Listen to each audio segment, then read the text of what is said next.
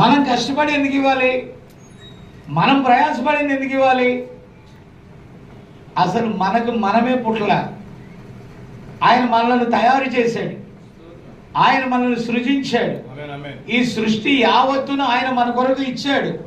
ఈ గాలి, నీరు, వాతావరణం సమస్తం ఆయనదే.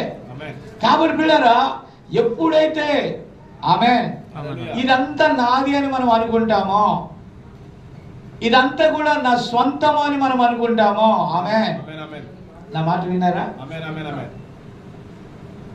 ఇదంతా మన సొత్తు అని మనం అనుకుంటామో, దాని మీద మనకి ఏం పెరుగుద్దంటే చాలా విస్తారమైన మమకారం పెరుగుద్దంట. అవునా? దేవుడు ఇస్తూ ఉంటే మనం దేవుణ్ణి స్తుతిస్తూ ఉంటాం.